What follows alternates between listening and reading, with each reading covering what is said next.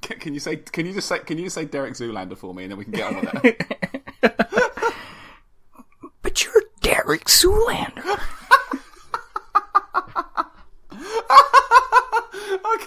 Can we just not record a podcast? Can we just do this? Can we just do this for an hour? Oh my goodness, I don't even know how to start these things off. I mean, when's the last time I did a show? I don't know, Monday? Yeah, don't talk to me about time between shows, alright? We're at a month we're at a month of show at the minute, and it's just tasty. Wow. Just getting the octave. Wow.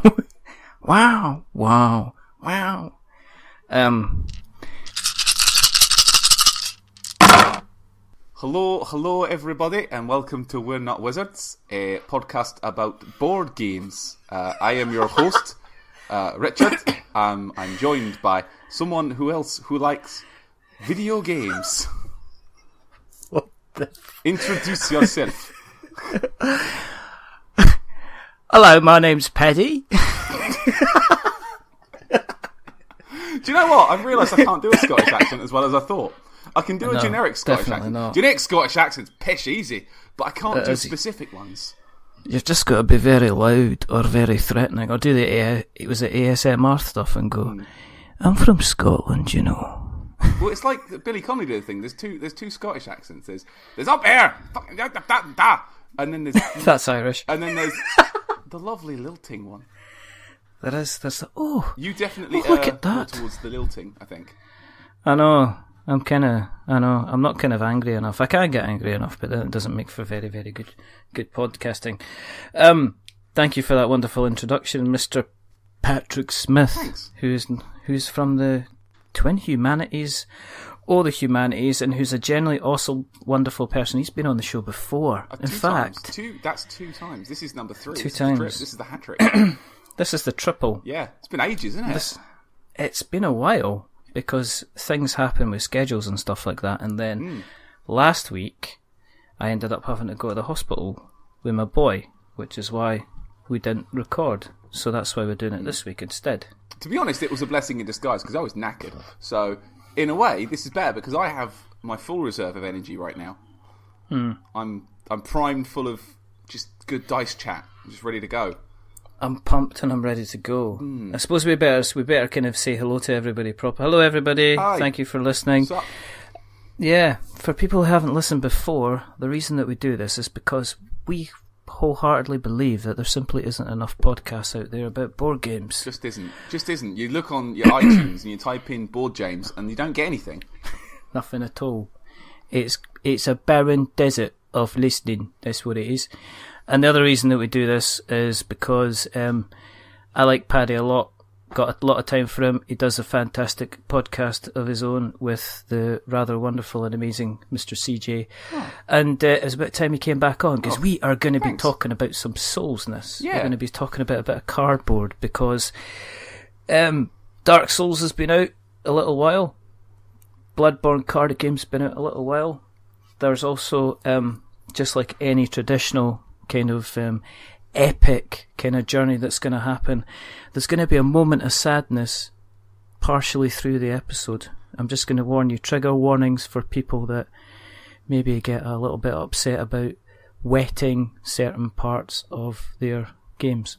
We're not going to go into it, just warning. It's still a little bit raw, but we'll get there. I need to work up to it. We'll get there later. We'll come back to that. That's a lead. You put that in your podcast bonnet, and remember that. Yeah. Remember that. Yeah.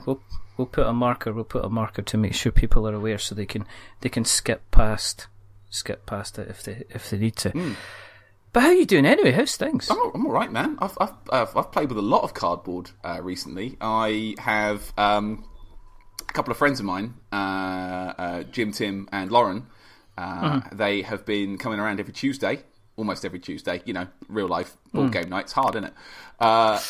They've been coming almost every Tuesday for board game nights, so we've been actually getting through some of the stuff that we've picked up from your Kickstarters and whatevers and charity shop games, and we've been banging through quite a lot of board games in the last kind of couple of months, which has been really fun. So I've played lots of things, whereas in the last 6 months I've played about 2 things. Yeah. It's been nice just to look at the shelf and go, oh, played that. Oh, that was good. I've played that as well. Oh, we're going to do some more of that. Oh, that was good too.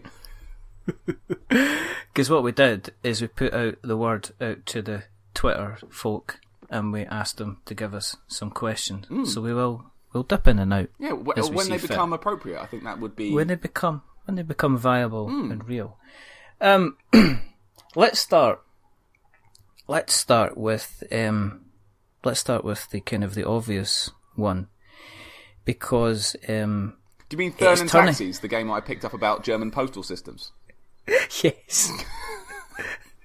I was like that. I was like, okay, because we've got all these Souls fans on the Twitter just now going, what was it you didn't like about Bloodborne, or what is it you like about Bloodborne, or stuff like that? I want to talk about postal carriages.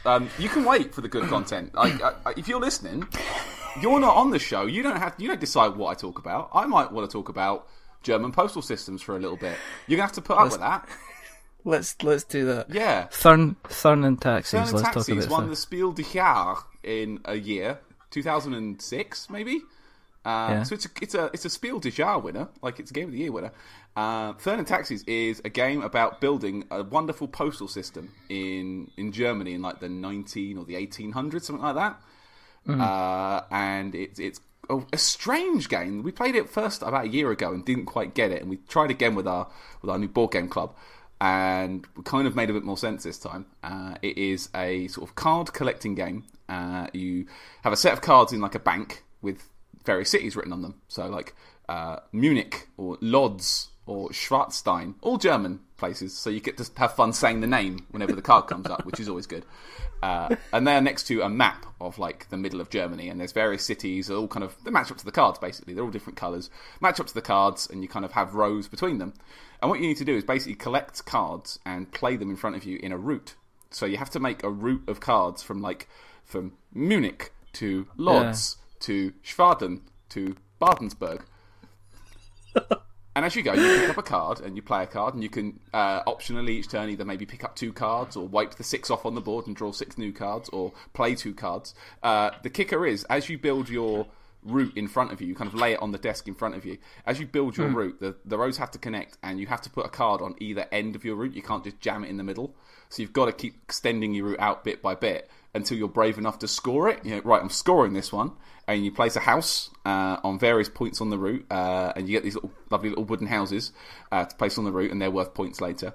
So you display cards in front of you, build a route, and the route has to line up with the board, so you have to have each hound connected.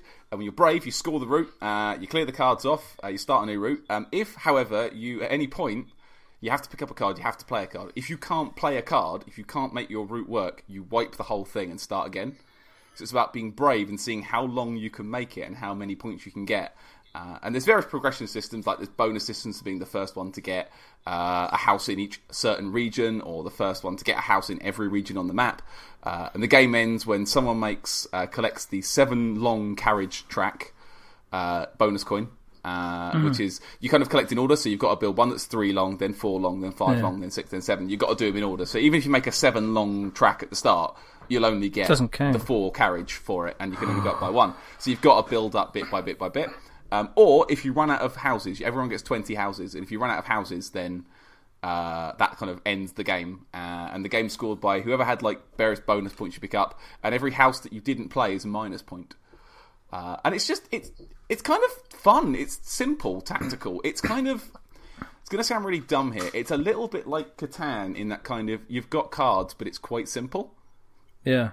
It's easy to read, like the board's simple. Once you've worked out what you need to be doing, it makes a lot of sense. And it's about being brave and saying, right, well, I'm going to try and push this one a little bit longer, and I reckon I can get more points. But the longer you leave it, other people might be scoring points around you and getting bonus tiles for kind of putting down the first route that's 5 long, the first route that's 6 long, or the first person to get everything in the green zone, they get more bonus points than the second person to do it. There's a lot of depth to it, and I can see why it would win a Spiel des Jahres, because it initially looks a bit weird on the outside. It looks a little bit, dare I say, nerdy. Dry? Yeah, a bit dry. It's like, oh, cool, German postal systems are... I mean, that one's got lasers on it over there. Let's get the one about horses and carriages.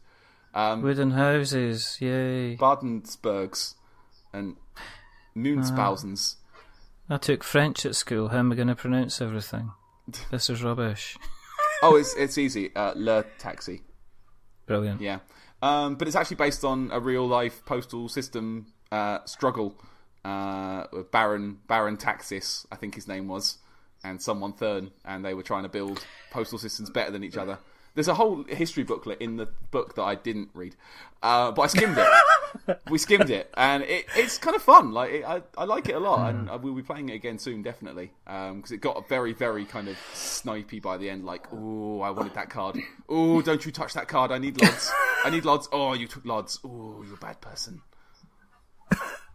How did you find out about it? Because it's not like, it's not like, oh, Dice Forge. Oh yeah, I've heard of Dice Forge. I've kind of genuinely kind of not. I'm going to ask Laura, because she brought that home. Laura, what? Where did you get Thurn and Taxi from? Was that from the shop? It was off a market stall. It was off a market stall. How much was it? Oh, there you go. £1. £1. To you, Gav, no, that'll be a pound. That's a pound? That's a quid, Gav.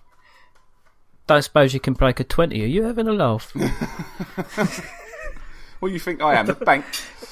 Don't look like a bank. Don't look like a ready teller. But it's very different. It's very much in that sort of simple mechanics, but lots more depth than you think there's going to be. Yeah. And it's about just being as brave as you can. Like, I'm going to build a long train of postal delivery services. Yeah. Ooh, I would build one there, but I've got houses there, so there's no point. Ooh, what's over there in the red zone? Let's try building the red zone. Oh, but there's no houses to connect to. Oh, I've ruined it. Oh, my postal system is in disarray. Everything's going wrong. I have failed. I have failed as a postman. I'm sorry. I don't get the black and white cat. You don't get the benefits. I don't get the fun shorts they wear to keep their legs dry when it's raining and they dry out faster. I don't get the fun shorts. I don't get the car. I don't get the little red slips that you get to give to people to say you're not in. Even though I rang the doorbell, you ain't in. But I was in. Taking your free stamps off you. And he left it in the recycling bin. Terrible postman. This has gone on a bit. This has rambled. This is kind of... I might cut this bit. I'm really joking. But yeah, the press your luck stuff. No, I like the press your luck stuff. I mean, there's always... I kind of like the... I always like the idea of being kind of like in the situation where you're kind of like, just one more. Do I go for it? Do I aim for it? Oh, I did it, and it's just all gone wrong. Yeah. It's just all kind of gone wrong. Oh, and if you are German, the instructions and all the cards are printed in both English and German. Such efficiency. Do you know what? I'm fascinated by the fact that you're able to pick up a game for £1 like that. It's just go charity shopping, man. Just go charity shopping. Me and Laura both work in them, and stuff just appears. I found Shadowrun books in one of our shops a while ago. I was like, okay. You did say they're coming home with Papa. I know, but they're so full of tables and complications and numbers and nonsense. And it's just do you like rules? Do you like rules? Oh. Would you like to just bury yourself in a bath of kind of Shadowrun books? BattleTech, do you like rules? Ooh, well, I've got a table for that. Just close my eyes and sink underneath. Ooh, we should roll on the injury table for that. Ooh. That's 2d6 plus 1. Oh. He stretched himself. This has taken a dark turn. This has taken a very, very dark turn. Models. Because last time we spoke, you were speaking about painting up some models, some old Judge Dredd stuff, I think you said, at that time. Well, yeah. That's true. That was been a while, hasn't it? Yeah, it's been a while. It's been freaking ages. So I've since finished those. Yeah. Not the best, I'll be honest. I made some very simple painting issues. Everyone does a bad job their first time. You're allowed to do a bad job on your first one. So my Judge Dredd's got finished, and I got better as I went. They were still not great, but they're very vivid, very colourful. I used one of those Games Workshop 15 quid, here's 13 tiny paints and a brush sets. You know the one, 13 tiny paints and a brush. That's what they wrote on the outside. You've got your Terminators to paint with 13 tiny paints and a brush. The only problem with that is I'm no good at it. I'm just like, I'm getting to that, I have now got sausages for fingers. You know what I mean? And I shake like somebody trying to make a milkshake on one of those on one of those shaky things that you get at the fun fair. I'm just like, my hands are just all over the place. I look like a doctor trying to write a prescription. It is that bad.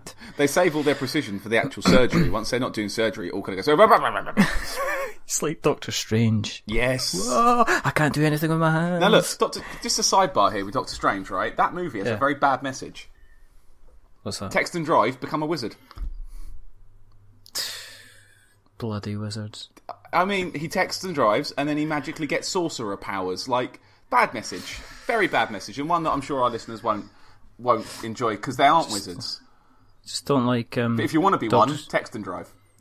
Just don't like the film, just because of that whole thing at all. Watched it and went, oh, I thought this was meant to be a good movie. They've put flipping people using magic in it. I thought it was a medical drama, and there's a wizard in it.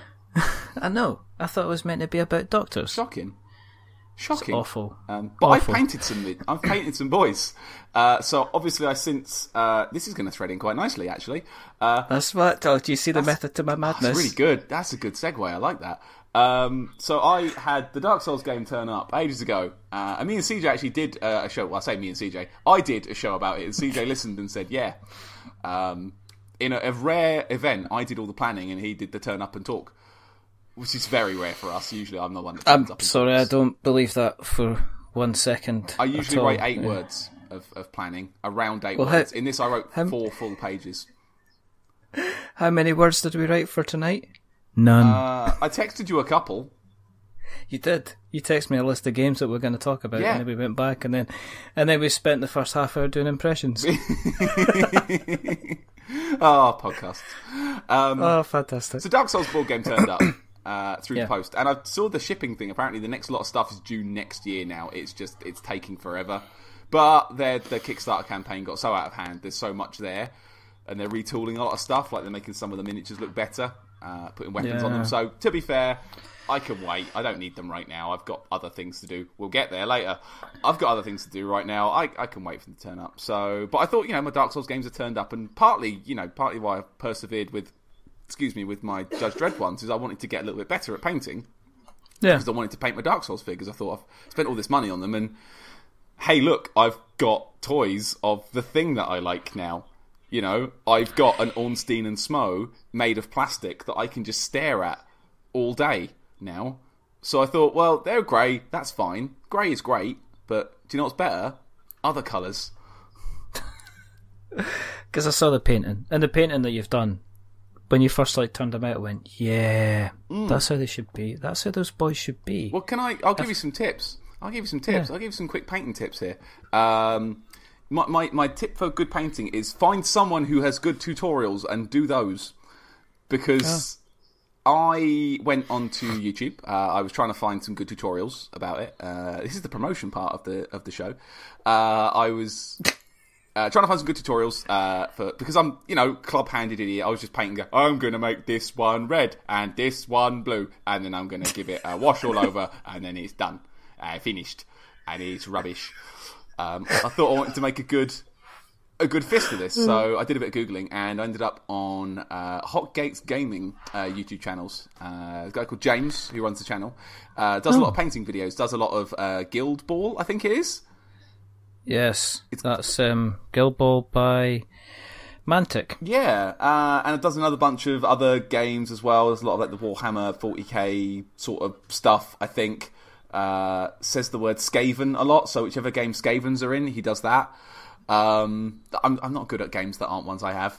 I'm trying. I'm really trying.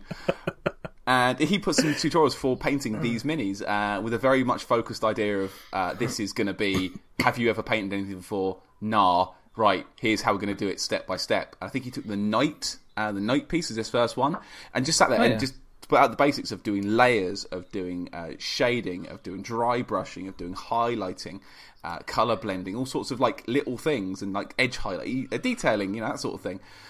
And I found them so useful. So incredibly useful. I've managed to take skills that I've learned there. So I kind of copied his videos for the first couple, and then I thought, right, I'm going to do the archers, and I'm going to do the knights. I'm going to do them myself. and they turned out brill. They turned out really good, and I was quite impressed with myself. They're really impressive. Yeah. They're all over your Twitter. So if you want to take a look, Yeah, you might have to scroll down a bit because it's been a while. just But sometime in June is when I was doing those, I think. So you might have to scroll down a while. But I had such a good time painting them. And it's very therapeutic, just sitting there very quietly with a brush. And once you get over the hand jitters and you find like a position that works for you, ooh, that came out a bit more sexual than intended. Once you find a way of holding your hands that doesn't give you the cramp, and you can just slowly and carefully just kind of like just drag your paint stick over the tiny men. It's quite satisfying. It's a pleasure like no other. That's going extraordinarily badly. Thanks. Thanks. I think I avoided the innuendo there. I think I did a good job. But I heard you paint naked, so that's good. I do. It's easier to wash up when you finish, to be honest. Exactly. Just Who wants to jump in the spend shower. money on like Persil? Hey, look where I drew the face. Look where I drew the face. Oh no! Well, I've now painted all of them in the box apart from 4. I'm missing 2 of the player characters, which I just haven't got around to doing. The dancer figure, which is going to be probably the hardest one. Whoa! And You want to do a good job with her. I want to do a good job, not a bad. So her, and I've got to do the gargoyle, the Belfry gargoyle from Dark Souls 1, because I want him to look good. And I've seen someone online use some like technical paint from Games Workshop that was like rusty, and it kind of makes it look that kind of weird greenish rusted oxidized look, and I really want to do that because it looks amazing. And I lost the person who did it, so I don't know what paint they used, and I'm just trying to be brave. And I'm not feeling very brave at the moment, so I'm going to give it a bit and then try again soon. But again, it's Christmas, there's going to be days off with nothing to do apart from put the telly on and binge watch some animes. So I'll have plenty of time on my hands to finish them. Are you not tempted at work to keep them in a drawer? Well, like a big chest of drawers, and then just like go like that, just then when things are quiet, you just do this, you go, alright, things are quiet. Well, it's funny you say that because my new assistant manager at work, a gentleman called Dave, also paints miniatures. He plays a lot of, paints a lot of a game called Malifaux, which seems to be kind of goblins, and the stuff he's doing is very sort of Louisiana swamp. There's gremlins, and they've got like pigs that they throw at people. It's pretty good. The miniatures look quite fun. And he's lent me some paints already. He's already talked about bringing in a station and setting it up in the office for lunchtimes. I'm like, oh my goodness. So that is you joke, but that's a thing that's almost happened already. No, I would think that would be a valuable use of company space. I mean, morale. True. I mean, sure, morale. There's making money, but hey, have you seen this orc that I painted? Exactly. Look, he's wearing blue. Look at the highlights on it. We've painted him in the company colours, so you can't see nothing. I'm on a promotional Nothing campaign. at all. It's a promotional campaign. You could do that. Exactly. It's got the little it's got the little initials on his flag. Yeah, you've got to look really close to see it. Is the problem? Like you can't put it on a poster; it's quite small. Like you've got to come in to see it. But that's the game. You have to come and see the figure. And by the time you've seen the figure, you're in the shop. Buy something. I know. It's a charity. Come on. I think people will come in. It'd be like if you paint it, they will come. Little Shop of Horrors. Oh, that's a fascinating looking painted orc. You know what I mean? Oh, look, there's a fascinating wardrobe. It's like, what are you doing? We're down south. You sound like you're from New York. Yes, I am. I just came off the plane especially to look at your painted orcs and buy you some furniture from you. With a bagel. With a bagel.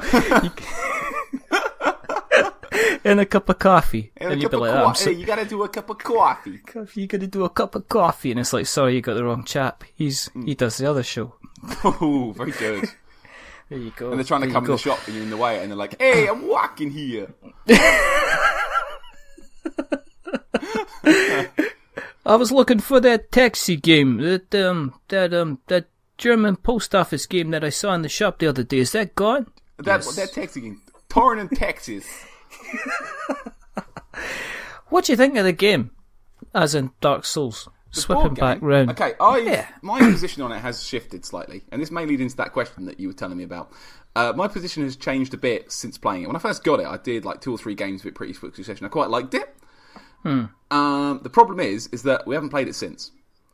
It's kind of been the paint project, not the game project. And not that I didn't enjoy the game, but I don't know. I'm playing other stuff at the minute that's less reliant on luck. And a big part of the Dark Souls board game, for me, is luck.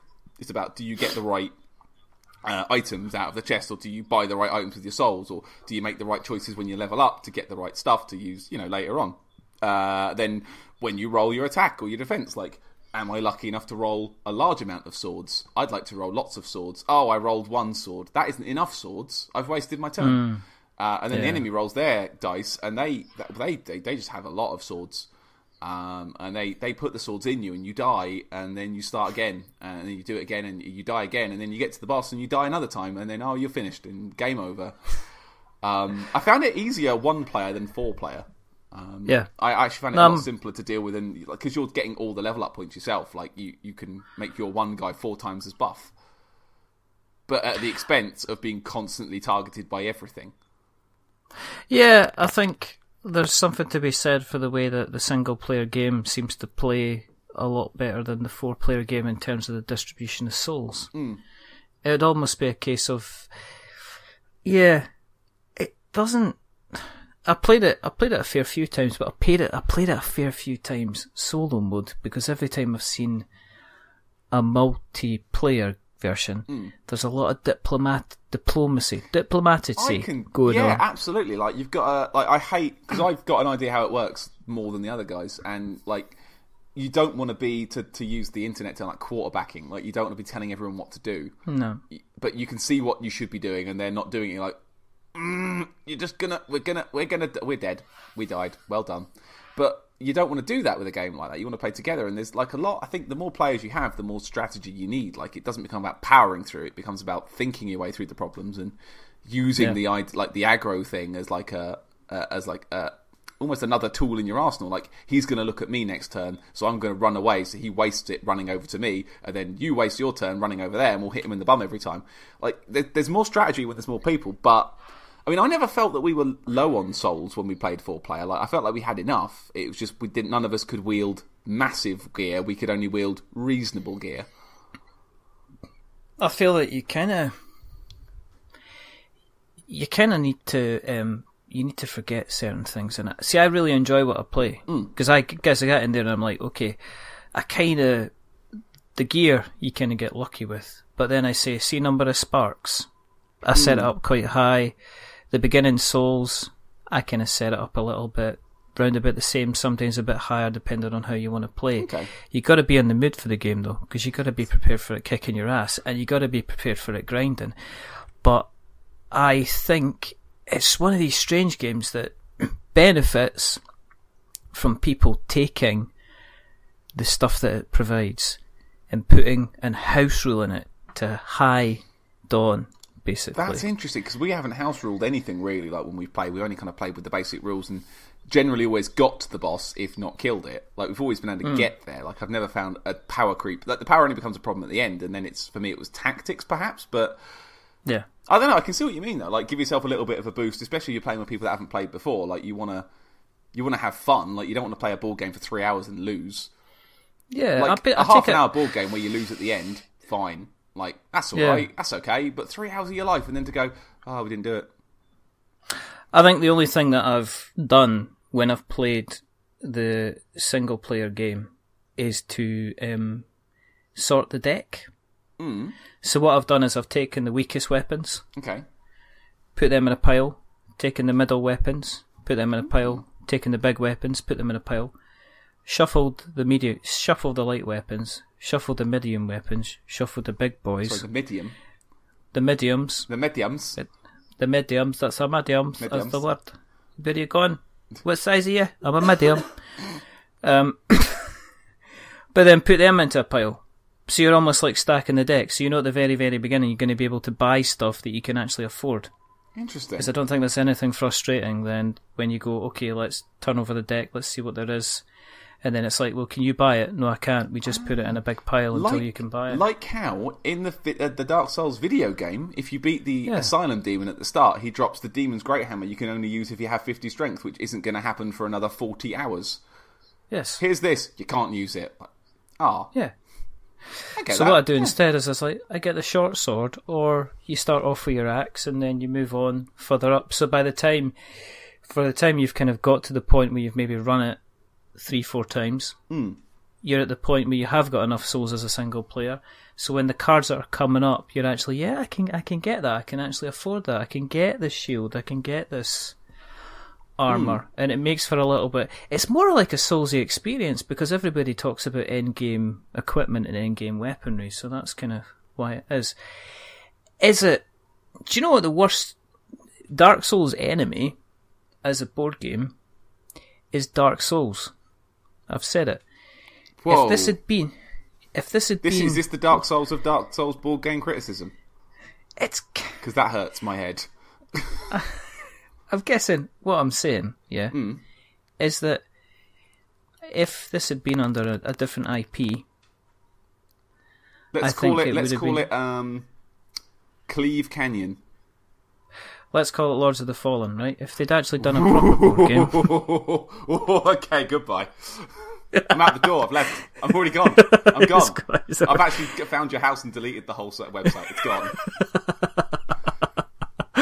And that was Patrick Smith. I've become a wizard and flown away into the ether. Don't. There's only one person that's ever done that, and I think he's asked us a question as well, which is quite interesting. No, but I reckon if it had been its own IP, if it didn't have the Dark Souls IP on it, and it had been taken for what it was, people would have maybe. I still reckon people would have welcomed it because it's a different way of doing a dungeon crawler. They'd sold less. There's a lot of pressure. A lot of pressure coming through because of that game, you know. But for me, I think as a board game, it's all right. Like I was initially quite like I say, we did a show about it. You can go back and listen. It's on our feed somewhere. It's a good show. Thanks. It's a good show. I talked a lot. It's a good game, and I enjoyed playing it. But now I'm thinking, do I want to play it again as it is? Not really. Like for me, the attraction now is, hey, you've got 50 more miniatures coming in of things from that game you like to paint and make look nice. I've got a Lautrec coming. He's my absolute favourite. More than Onion Knight, more than Havel the Rock, more than Solaire. Lautrec is my absolute favourite, and I'm getting a toy of him. Yeah. Is he like? Is he not the very kind of very semi-high pitched, very kind of creepy sounding Golden Boy when he talks? Yeah, he's golden. Yeah. He's got the armour with the hug arms on it and the pointy fingers up to the top, and he's secretly the good guy of that whole game. But let's not do this because I have another life to get to when we finished here. I can't do this for 4 hours again. Lautrec is the good guy of Dark Souls. I've said it, come get me. There you go. Let's jump into a question. Whoa. Sticky. Wow. Sticky in the question. I don't like it. Wow. Yeah, I'm sticking in the question. Mr. No Context Jeremy. Wow. What's the context? I have no idea. He says, why is the DS board game so bad and terrible and not fun? Well, I think, to be fair, we've probably covered some of that. Like, that's it. I honestly think I can see people, we could goof answer for a while, but I'm gonna give you a proper answer. The random mechanics of it, like the fact that you are so reliant on random item appearings and random dice rolls dictating everything. The enemies have their own patterns of what they do, but you're relying so much on the randomness of the game, is that it's very hard to strategize with a proper plan compared to, say, the video game where you know what's going to happen and what you need to do. Like, I'm going to hold up my shield, I'm going to hit him when he's not hitting me. Whereas in this game, it's like, roll for your shield. Oh, you rolled a 0, he hit you. But I did a shield, though. That's never not worked. It's not worked before. It's always been fine. I hold my shield up and then the thing doesn't hurt me. Like, that's just how that works. But, no, I can completely understand why people wouldn't get on with it. I think it's, in the grand scheme of games, it's all right. I don't think it's an instant classic game. I don't think it's as good as its contemporary we're going to talk about in a bit. That's controversial because I got some I've got some controversial things to say about that. Okay. Do you know its major fault in it? And this is coming from somebody who does play it. The Dark Souls games are about learning. You don't seem to learn in this game. That's fair. You maybe get slightly better at your tactics, but it does come down to dice rolls, not strategy, mostly, doesn't it? And it does turn into like you can even say, well, you can have a boss mode, so that if you want to, you can skip the rooms that you've previously done. But you never ever feel, unless you're really, really kind of ranking up your guys, and then you're just smashing through. Because that's the idea. You kind of go back, you get more stuff, and then you're kind of smashing through. But it's never a case that you're automatically guaranteed to wreck anybody that you face. No. And that's what I feel about Dark Souls. Your basic dude can still ruin you, can't they? Whereas in Dark Souls, you learn it and you just take the game to pieces, don't you? Yeah. By your second or third run of the video game, you're like, I'm not even looking at the enemies. I don't even need to see them. I'm Neo from the Matrix. I know when they're coming. I can hear the sound. I've parried you. I've pushed you off a cliff. I'm moving on with my day. You're not a problem anymore. Whereas, the board game's a lot more like every enemy could just, out of nowhere, get that sick critical hit on you and game over. Yeah. So that's where I would say I think people are going to have. But then on the other side, if you look on the community, people are writing rules and little rule books and different ways to play the game and their own version of how they're doing stuff. So it's kind of Steamforged are doing it themselves, aren't they? They've put out some like quick play rules for like dungeon crawl, or like they put a boss battle mode out the other day, which seemed mad as a box of fish. And I know there are people writing like D&D RPG type rules just to use the minis for something. And I'd play a minis game like that with those. That could be great fun. I think. Do you know what I'd be tempted. I'd be tempted to run it like Hero Quest or something like that, because it is very Hero Questy. It is kind of like even the movement stuff. It's very random in terms of the dice and stuff, but you could run the kind of the miniatures thing. That could potentially work. There's a lot of... I think the issue that you've got is when you've got things like Descent out there, and when you've got all these other Massive Darkness and all these other kind of dungeon crawlers out there, and then Dark Souls is so different and tried to do something different, and then it came up, it was kind of like done on both sides. You had the video game people going, this isn't a video game, and then you had the board game people going, this isn't what I expected from the board game. I'm sorry, the video game people, Michael Caine. Yeah. This isn't a video game. And he didn't use his dice in the right way. It was quite difficult. Oh, using the old Michael Caine quivery voice. Yeah, exactly. The old Michael Caine broken voice. He was down to one spark. It was awful. There was no way we were going to get through this boss. And then he came down and he attacked us with flaming lightning from outside. It was very annoying. Can you just give me a Master Wayne and then we can move on? I was trying to protect you, Master Wayne. I was trying to protect there you. There it is. Oh, that's good. You're very good at voices. I'm very impressed, I've got to say. This has been a learning experience for me tonight. I didn't know how many voices you could do. I could do them all. Next question, but we'll move on because the next question is to do, well, we've got Mr. Vida Van Ouden, and he's going to lead in to say, should I buy the Bloodborne game? Yeah. No. Ooh. Controversy on the podcast. What will happen? Find out after the break. Din din din din din din din din din din. That'll do. That's a good break, yeah. Do you like that? Just having a drink. Right. Let's get down to the nitty gritty, okay? Mm-hmm. There are certain games that are made that you kind of feel are sometimes being a little bit shoehorned into the mechanics in order to make the game work. Okay. I feel that Bloodborne is one of these games that had an extremely strong IP that became a very, very mediocre type card game. It was okay, but it didn't set my world on fire. I found it quite quick, but I also found it a bit... It's not bad. Is but it as not what you expected? It's exactly not what I expected. I think, see, where Dark Souls really tried to push the boat out and you feel that they really tried with the game, I almost felt that there was like, what are we going to do with this fantastic artwork? What are we going to do with these fantastic cards? What can we do with these? What can we do with these lovely blood tokens? And then they got Eric Lang in, and Eric Lang went, you heard of Bloodborne? Think so.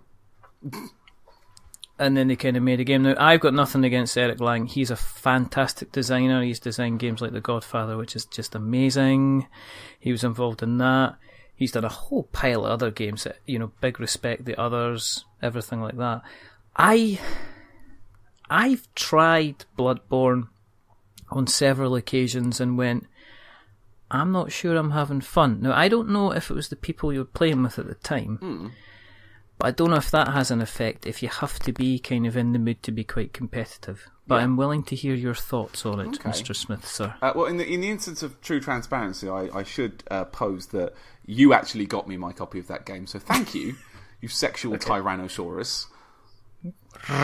You pusher of hard board game drugs. I had nothing to do with it. Yeah. No, seriously, cheers. It was lovely. So we played it with our club, with our board game club. It doesn't. We don't actually. It's not. They just come around. We play games and eat dinner. It's not really a club. We just Tuesday nights is board game night.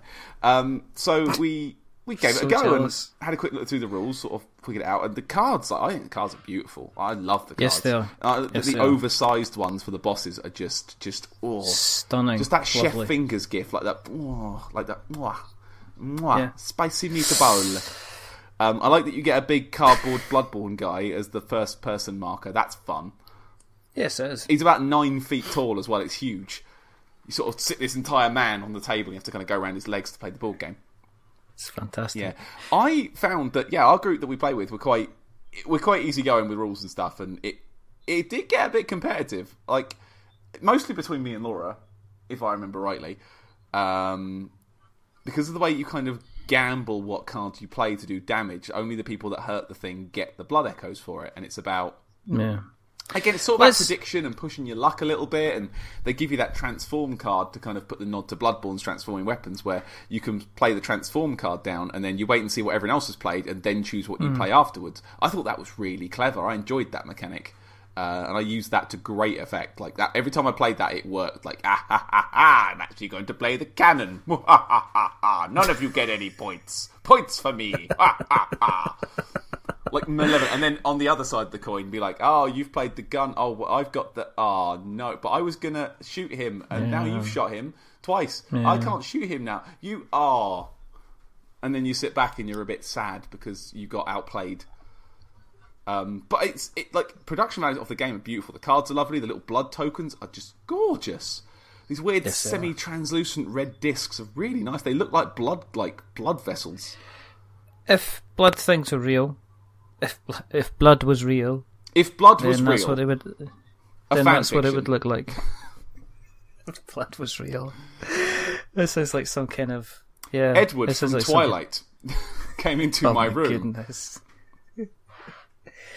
He breathed in the soft sun, his skin was glistening under the glaze of the moonlight, and he mopped the sweat from his brow before he drifted over towards me and planted a kiss on my 87-year-old cheek. And then whispered just sensually in my ear, "Do you like ability tables?" I think I'm into it now. Ooh. Do you want to roll for luck? Ooh. It's awful. Do you want to see my community chest? Oh, stop it.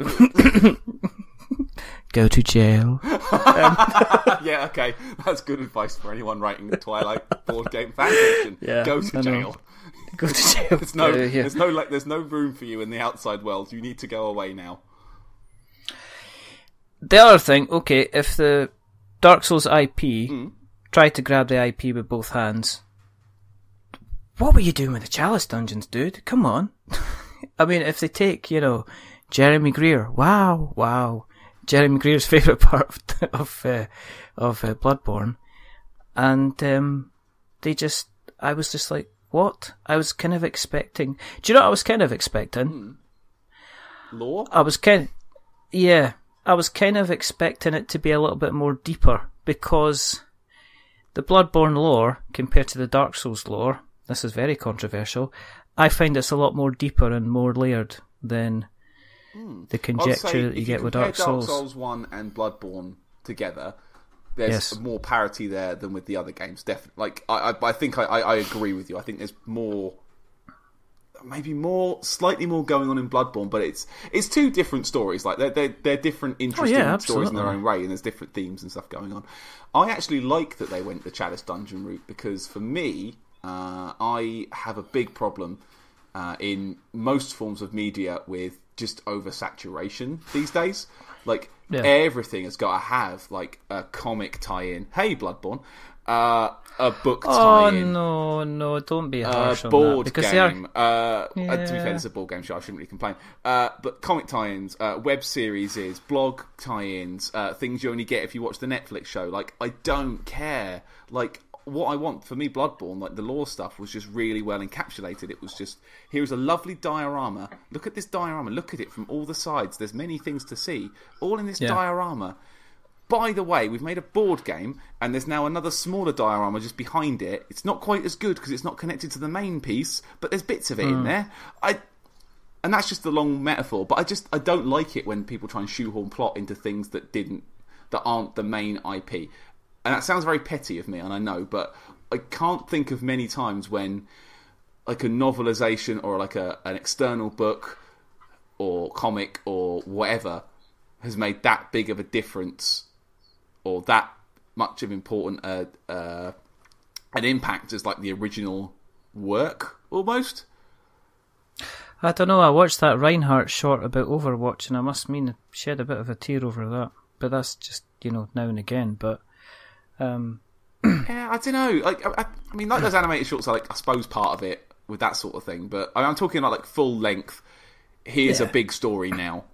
For me, it's prequels. It's the same thing as prequels. I can't stand a prequel. Like, oh, here's the story about the main characters, but before they did that big adventure, I don't care. I don't care about what Mike and Sully did at Monster University. I just care about that time they went through a door and found a child. Yeah.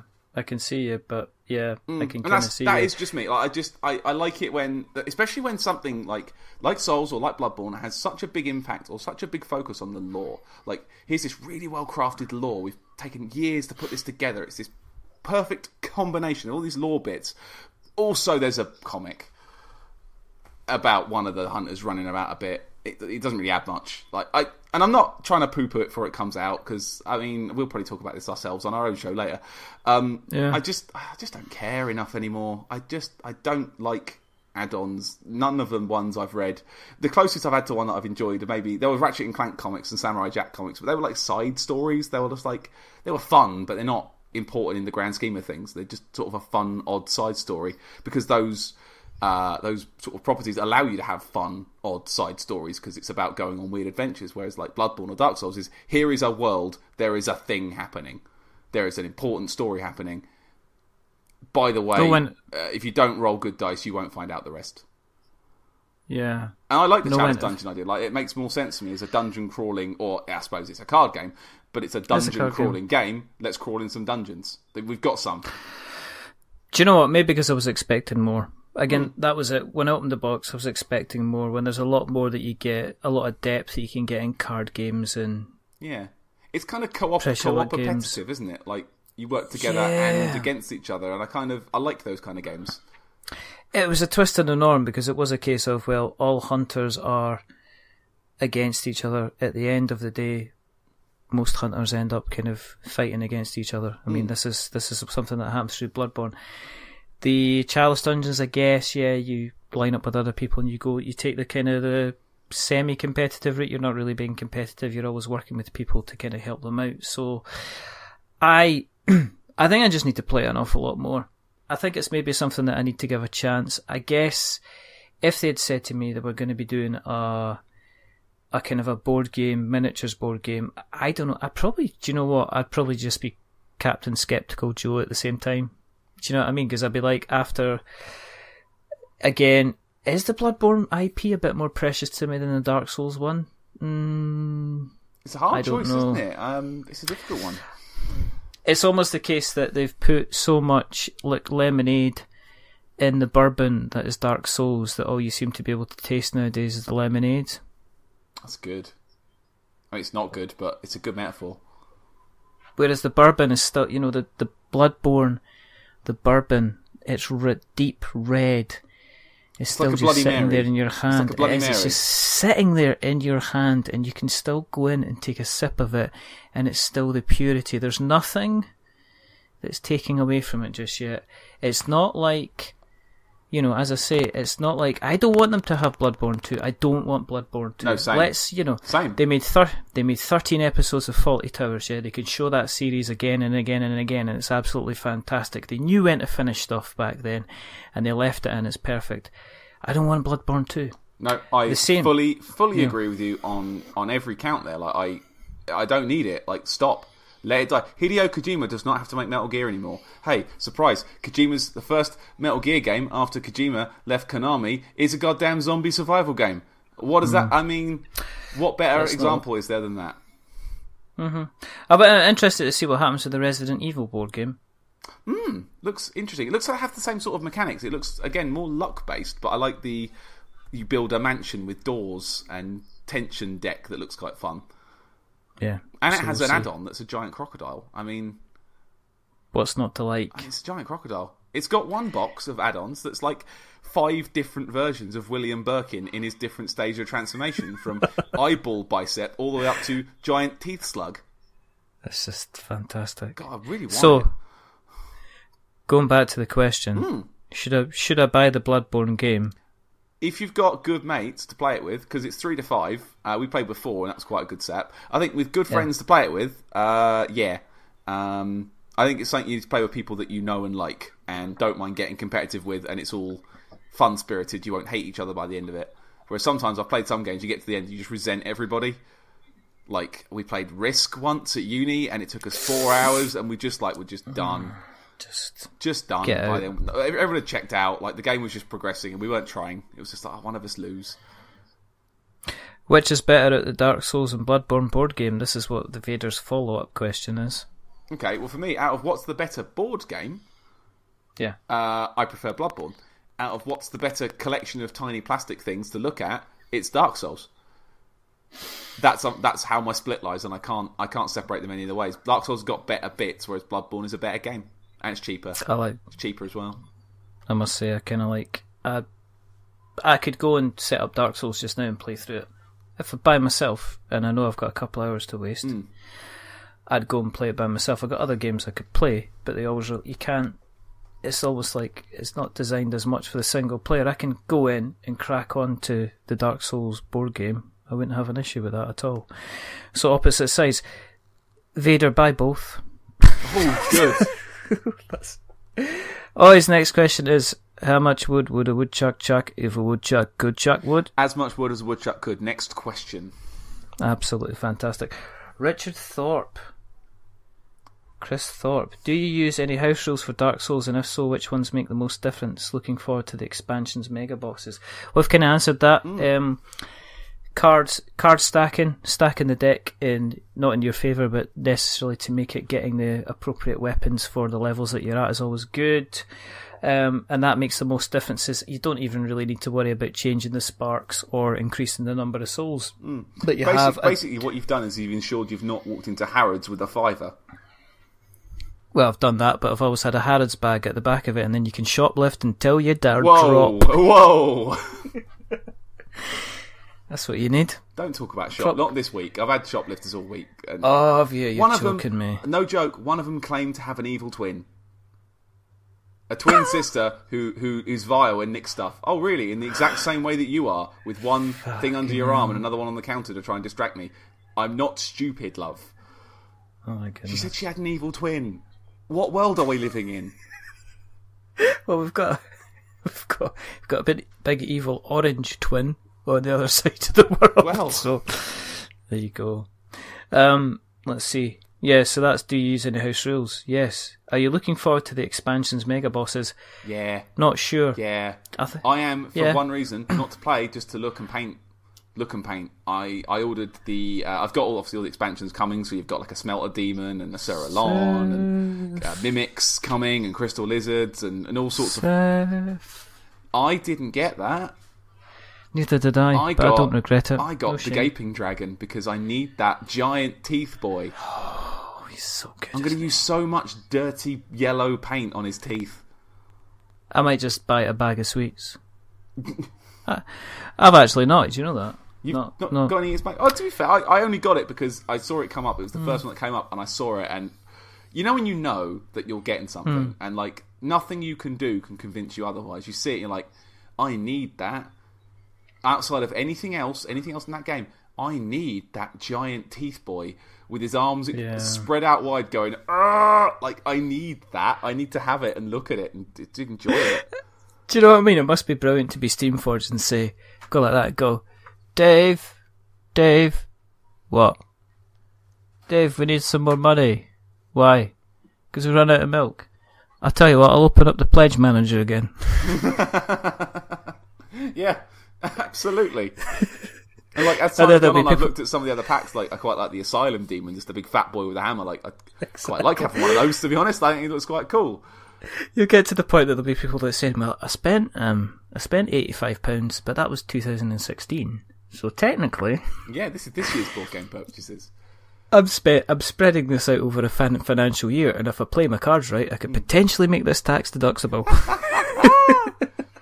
And in the same guy in the office goes, Dave, we need some more money, but we don't want any this time. We just want to waste a few months. I'll put a Dark Souls 3 boss out then. Like, who wants Vort of the Boreal Valley as a toy? Who wants that? Who wants Vort over a Gaping Dragon? He's like a little dog. Yeah, I like him. He's just a big boy that's on his knees. He's kind of prances about. You can have an Asylum Demon. You can have a giant fat butt demon with a He's big like hammer. a puppy. He's like an icy puppy. He's running about just because he's a little bit violent with his axe. You can't hold it against him for that. Come on. He may exist. He may have his own principles, but I don't want him in my house. I don't mind him in my house. I would put a big fur jacket on him. Brian Wade says... Buwady. The Wade. He says Bloodborne by a mile, so I guess he's answering... he's answering Vader's question. Bloodborne by a mile? Bloodborne by a mile? I'm Ron Burgundy? It's like how to sound Australian. You just go up at the end of your sentence. Okay. Young Hemingway. Now this is an interesting question. And we'll jump back into other things as well, because we've got the sad part of the show to come up. Yeah, God. Which Monopoly piece would Miyazaki use and why? Oh. Okay, which ones are there? There's hat. There's a dog. There's a ship. There's a car. There's an boot. iron. You'd use the iron. There's a boot, isn't there? You would use the iron. I think he'd use the boot, and then he'd write some lore stuff on the bottom of it. And you only learn it when you pick it up and look at it and turn it over. Like, oh, there's something written on this. Ooh, it says here that the Monopoly Man once didn't have much money and wore simple clothing. Is this the shoe Monopoly Man wore?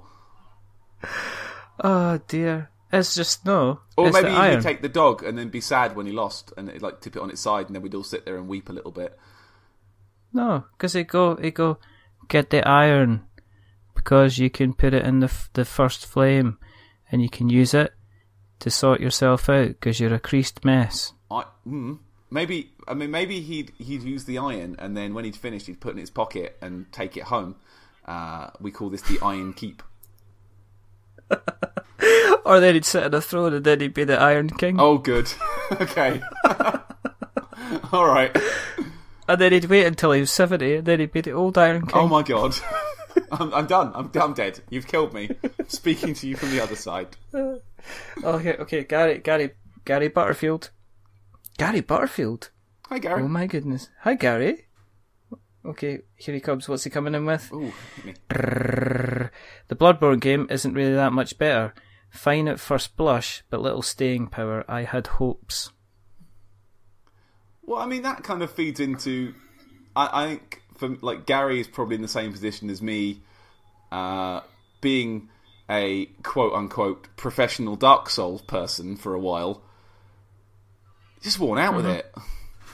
Yeah. We've just lived and breathed it for like 4 years. And, I quite like the card game Bloodborne. I quite enjoy its snipey backbitiness. But again, maybe it's who you play with. Like, I had a lot of fun with our group because we kind of just let the game breathe a bit and have fun with the, oh, you played that card? Oh, screw you. Like, mechanics. You need that was fun. You need people that aren't willing to kind of like take a vendetta against you. That they're willing to play for that round and then play for that round. Because if they extend it into the next round, then it can become a bit of a, oh, well, you did that, well, I'm doing this to you. Yeah. And it's like, play to win, but not at the expense of fun. I know. Well, here we go. I can see people being disappointed though, like with it, because I mean, how do you turn Bloodborne into a card game? I know, but good effort. It's a good attempt, and it's about the closest I think you're going to manage. So, and I like it. Nothing wrong with it. Yeah, nothing wrong with it. Let's finish off these questions because there are quite a few, and then we can go into the sad part of the show. Sad times. Which I'm kind of excited about hearing. The bit that comes after the sad part of the show, because it sounds like it's going to be very, very exciting. The Lore Hunter.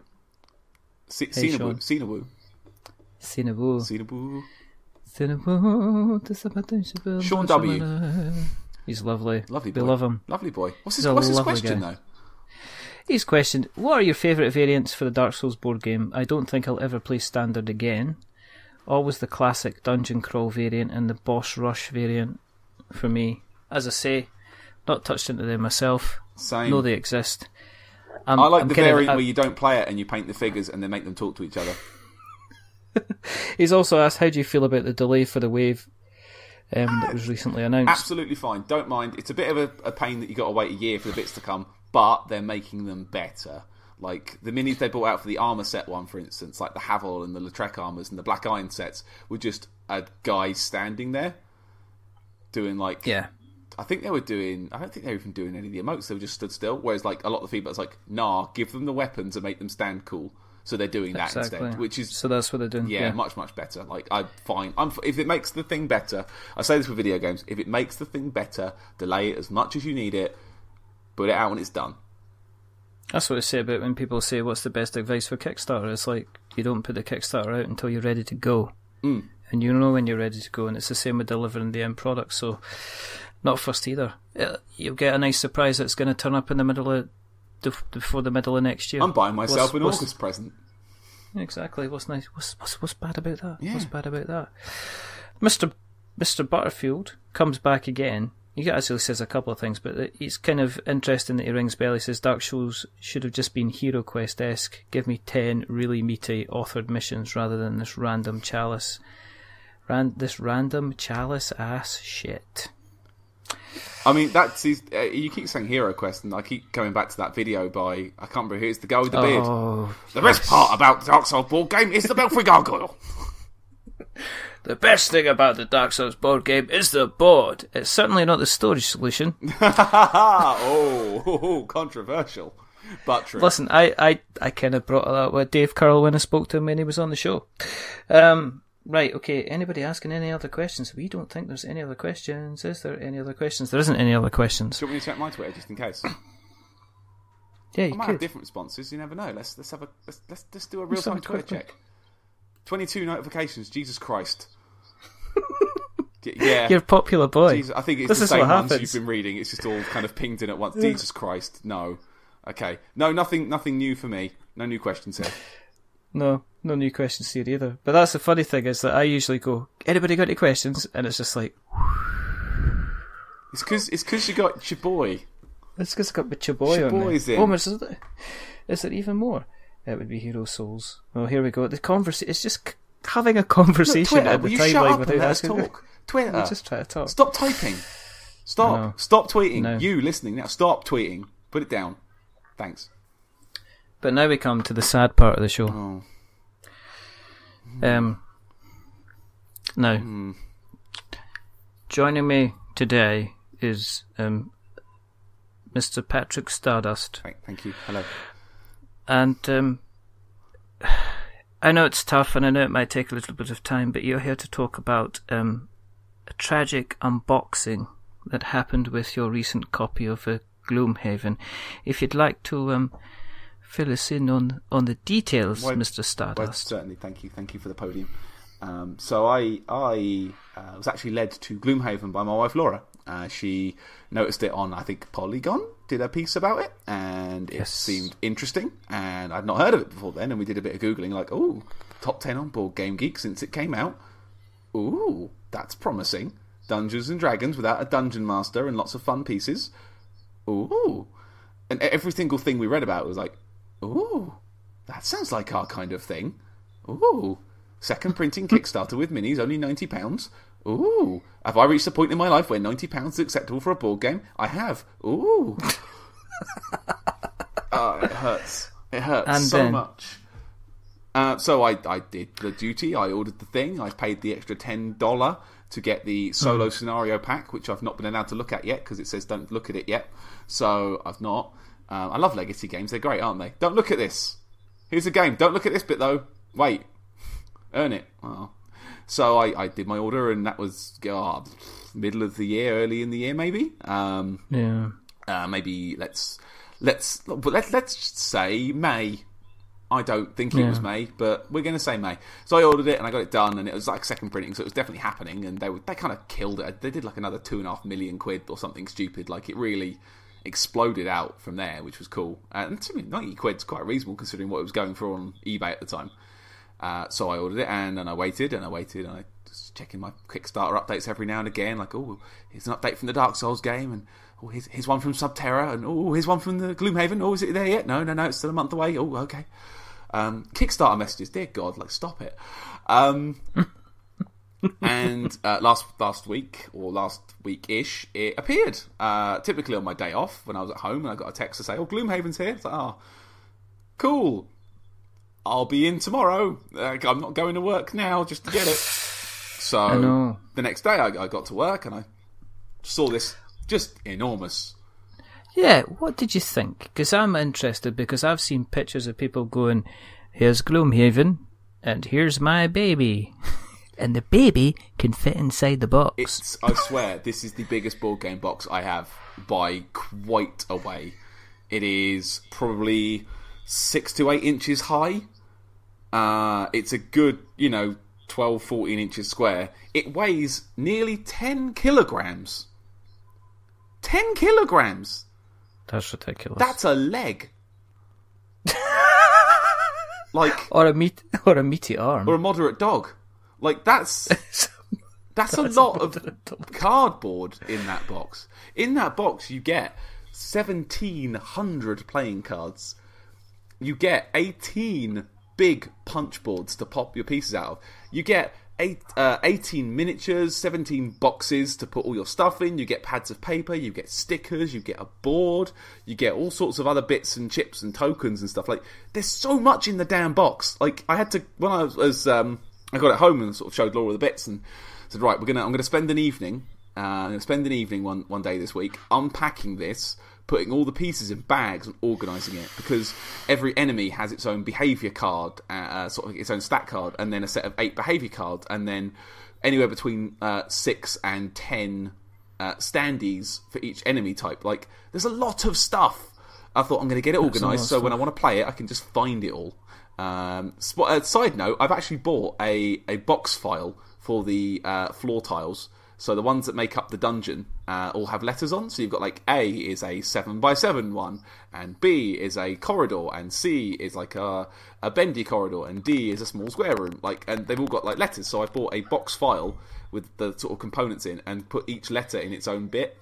So if I know that the book says get piece G5 and C2, I can just go in the G file and the C file, and I've got a dungeon, rather than dig through the box, because the storage solution in the box is similarly not brilliant. I mean, there's a little insert in the bottom where you can put most of the cards, and kind of works if you don't mind stacking everything on top of your cards, and I do mind. Yeah, I do mind, and I think it's okay, but I can see why they make, like, custom game box inserts for that game that are like £80. Yeah, it's a whole other industry. Do I want to spend another £80 to store this board game? No, I'll use plastic bags, and I was using plastic bags instead. So I was popping all the damage tokens and putting them in, and just making sure I had enough. And this is where we start getting to the meat of the problem. So I was spending Sunday a week and a half ago. I sat in the kitchen, the day to myself. I had some music on. I was listening to I think I was listening to a podcast. In fact, I was listening to the JoJo's World podcast, the wonderful podcast about the JoJo's Bizarre Adventure anime. If any of that sounds familiar to you, give it a listen. They're lovely boys, and they're from Australia. So every show just kind of sounds fun. I think they're from New Zealand. I think I've just offended them. Sorry, Liam and Nick. But yeah, it's a good. So I was listening to that and popping out cardboard, which was fun. And I take immense. I don't know about you, but like if I get a big punch board and it's got lots of little tokens in it, like I get such immense pleasure out just popping tokens out. Like it's bubble wrap, but with cardboard. It's bubble wrap. Do you like popping out tokens? Oh. So I sat there and I was popping out. Do you like using your fingers? Ooh, stick your finger through this. Ooh. So I've got these 18 punch boards piled up next to me, and I'm taking them one at a time, and I'm popping out the pieces. So here's a piece of floor tile. There's some damage tokens. There's some Inox, which are like orcish guys with horns.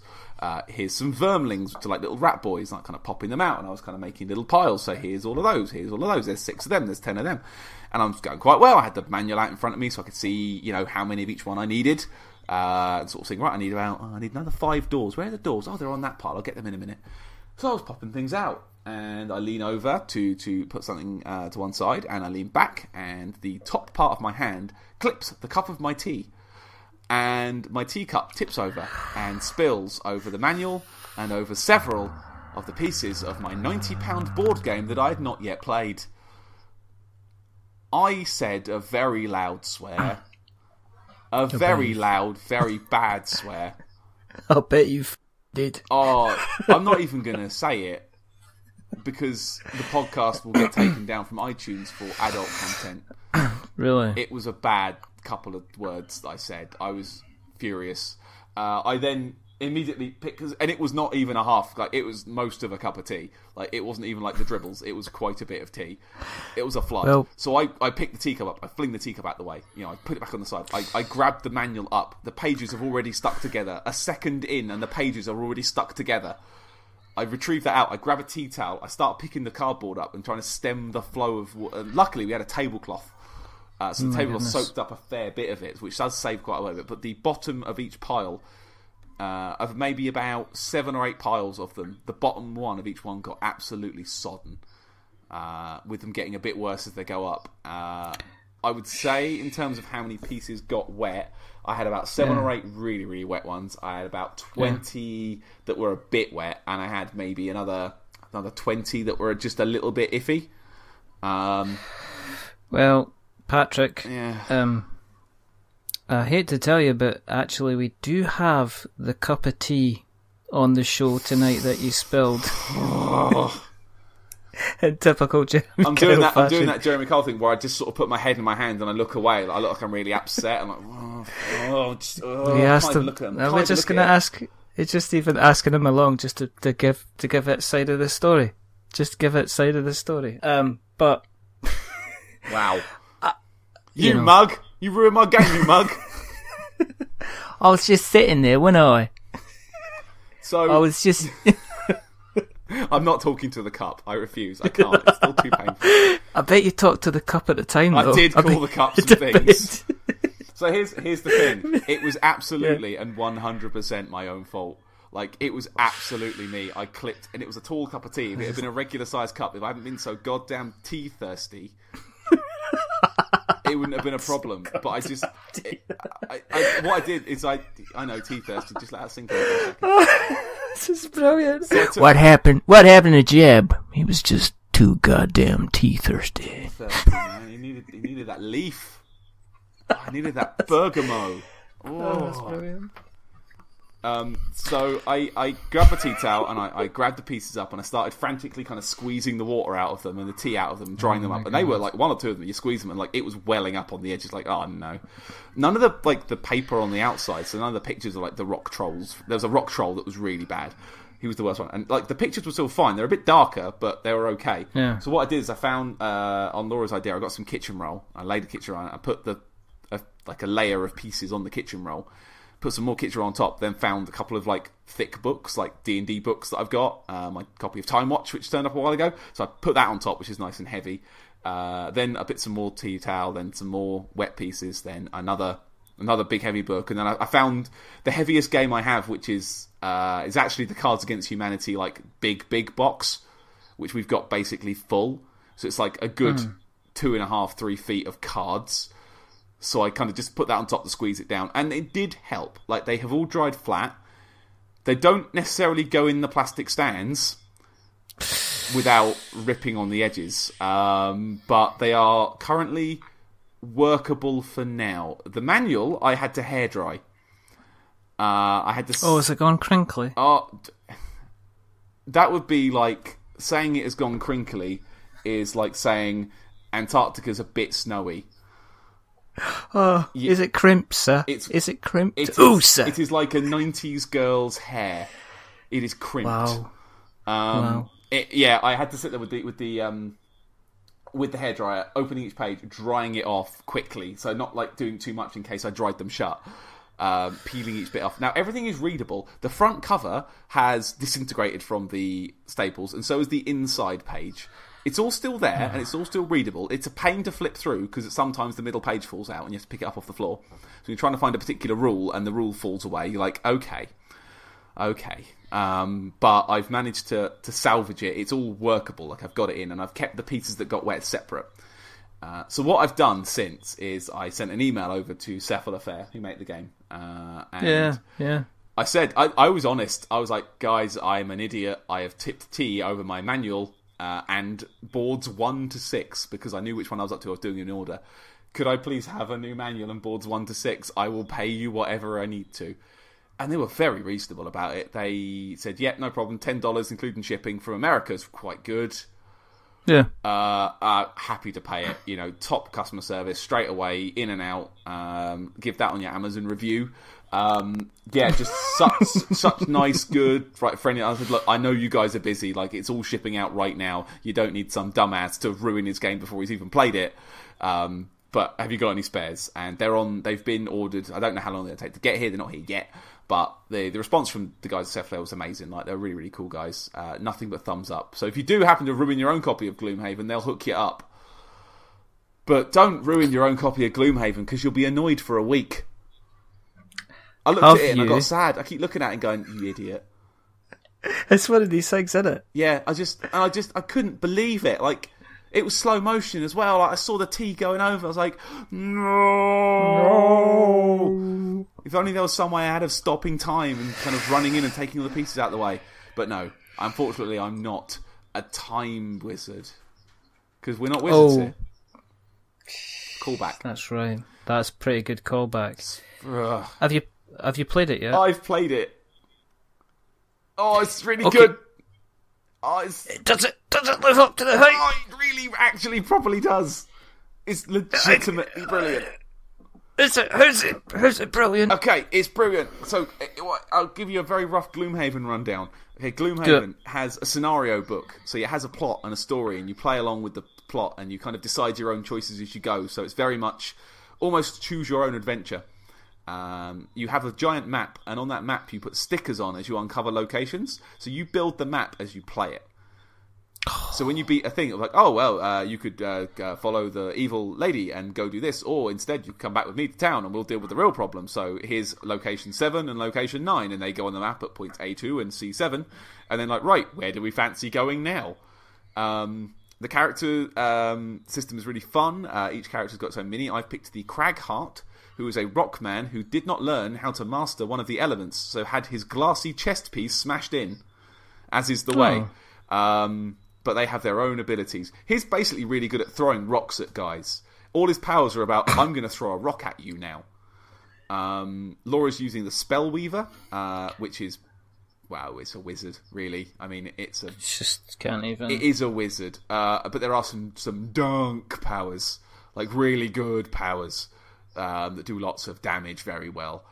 So each mission is made up. You kind of put a board together using sort of boards from the box. There's a little plot that goes along, like you have encountered the so-and-so encampment and this happens, and then you put markers on, like if you go through this door, then this will happen. If you open that door, then that happens. Or the scenario only wins when you've beaten... one we did last time was kill enemies equal to twice the amount of characters playing.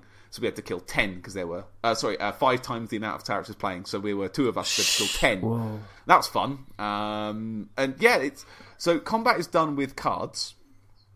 You are given a hand of cards. My Crag Heart can hold 11. Laura can hold 8. On your turn, you have to play 2 of them. And you use the top action on one and the bottom action on the other one. Top ones tend to be attacks. Bottom ones tend to be moves. But there are other things that are on them as well to kind of give you more tactical ideas. You also have an initiative number on the middle of each card, and you choose which one you're going to go on. But you can't talk specifically to your friends. So you can't say on initiative 17 I'm going to move 4 and use my avalanche to attack 3. You can say I'm going to try and go early, run over there and hit him with a rock. Basically, that's in place to stop you metagaming because there are a lot of numbers.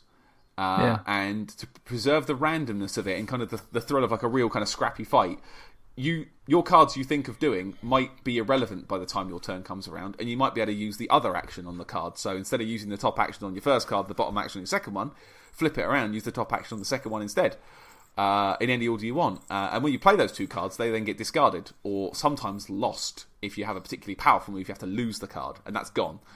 And you have to play 2 cards every turn, and you have to rest to get them back. And whenever you rest, you then lose another card. So there's like a built-in limit on how many turns you get. It's amazing. Yeah, so my hand, my Crag Heart can go quite a while, whereas Laura's character only has 8 cards, so she has to rest after the 4 turns, and then again after another 3, and again after another 3. Like, there's a built-in time limit, and if you're burning like the good power on your card, you're losing cards even faster. And you don't have to use them. You can substitute any top attack for like a 2 attack, and any bottom one for a move 2. Yeah. Yeah, so you can substitute out for a basic attack if you don't want to do the dunk thing. But then when things line up in your favour, the good thing is always worth doing. If you've got 6 enemies stood near each other, then yeah, you bet your ass I'm going to do the Dirt Tornado and confuse them all. Like Dirt Tornado. It does a tornado that hurts them all a little bit and muddles them. Combat's dealt as well. So there's a modifier deck as well that you play. So where in like D&D you'd roll a dice to see if you hit a thing or roll for damage. Similar. But you've got a modifier deck. You have one, every character has one, and the enemies have one between them. Yeah. So when you play attack, I'm going to attack 3 on the guy in front of me. You may have bonuses yourself, like you may have eaten a power potion, or you may have a bonus on you for whatever reason to add on to that as well. Then you turn over the top card of your modifier deck, which can be either like a 0, or a -1, or a +1, or a +2, which will affect how much damage you do. So if you're like, I'm going to do my 2 damage attack, and then you flip over a -2 card, you did a 0 attack. Well done. You screwed it up. And various things will give you like advantage and disadvantage, where you draw 2 and take the best or take the worst. There's a 0 card in there, which means your attack did no damage, like a null card, which means no damage whatsoever. And there's also a ×2 card. So if you get that when you do your big attack, it becomes a double big attack. And they get taken out when they come round. The enemies have the same thing as well. So a bog standard skeleton who's going to attack you for 2 damage might very well attack you for 4 damage, giving you some problems. And it's like tactical and deep, and encourage you to think tactically and still push your luck a little bit, but kind of play to the scenario, and you can see what's happening and kind of try and react to things and play off each other's ideas. And the fact they don't let you talk specifically means it does kind of keep it more vague. You're not metagaming, because it's a game you could easily metagame. And it does recommend, if you are one person playing 2 characters, you have to up the difficulty by 1. So if you're playing a level 1 scenario, you have to up its difficulty to level 2. To kind of cope with the fact that you know what you're going to do, which is a good call. I really enjoy that idea. You sound surprised. It's amazing. You actually genuinely sound surprised. You're kind of remembering. It sounds like I'm just remembering everything that I've done with it, and this is absolutely fantastic. The card stuff is fascinating, because I would have thought the easiest thing to do would be, let's have some flashy dice. Yeah, but it's a deck. But here's why they've gone with the deck. I can tell you why they've done the deck. As you do challenges. So as you play, your character you make, we're going to get to why the deck's important. We're going to go a roundabout route, but we are going to get there. Don't worry, we're getting there. So your character has a hand of the cards they can play, equal to the level they're on. They can gain more cards as they level up as well. You gain gold and experience, which you can use to level up, buy more potions, to level up your guide to different levels as well. And you also have like a secret goal. So at the start of when you make a character, you draw 2 of the goal cards each. Look at it, pick one secretly. We've kind of shown each other ours because it says you don't have to keep them secret, but you can do it if you want. We decided to show each other ours just for the first time. So we draw 2 cards, pick one you like, put the other one away, and that's your battle goal. So that's your guy's main quest for being Gloomhaven. You're not out to save the world, you're out to do something for yourself and then retire. So when you've done that goal, your character retires from the game. They go back in the box and you pick a new person. Yeah. So the one I'm using the Crag Heart, and I've managed to pick one called Trophy Hunt, where you have to kill 20 different kinds of thing. When I've killed 20 different kinds of thing, there's some flavour text with it as well, but I've killed 20 different kinds of thing. My Crag Heart will retire and go back in the box, and all his cards will go away. And I will then get to pick a new character to build. And because I did that particular quest, a new box will open. So at the start of the game, you can only pick from 6 characters, and there are like 17 in the box. As you complete challenges, as you complete goals, different characters unlock. So this one, when I beat this, I believe I unlock a sort of Beastmaster type character who has a pet dog. Oh. It's brilliant. And they retire. And then there's a separate book you open only after characters have retired, and you can record their names in it, I think. And then sometimes you can encounter them later in the game as like random events. It's so clever. There's so much going on. But that's not why you have a deck of modifier cards. We're still getting there. Okay. So as you play, every time you play a scenario, so the first one, like the Black Barrow, for instance, you're also going to draw a scenario goal. These are smaller goals. Again, you draw 2, pick one you like, and put the rest back. This will be something like, it'll be a smaller goal. For example, finish the scenario and have picked up 5 money. Or only do long rests during the scenario. Or open a door at some point. Or at the end of the game, have 5 cards left in your hand. Something like that. If you do that, you get a number of ticks based on what the card is. Most of them have 1 tick, some of them have 2. So if you complete that goal, but at the end of the scenario, you get a tick, and you write that in your little character sheet. When you get 3 ticks, you get a perk. And what a perk does is it lets you adjust your modifier deck. So using that deck of +1s and -1s, so inside every box, every kind of character box in the thing, you get a pile of cards that have like other abilities. Now, very important for anyone playing Gloomhaven, that is not your modifier deck to start with. Don't use that one because it's full of cool dunk stuff.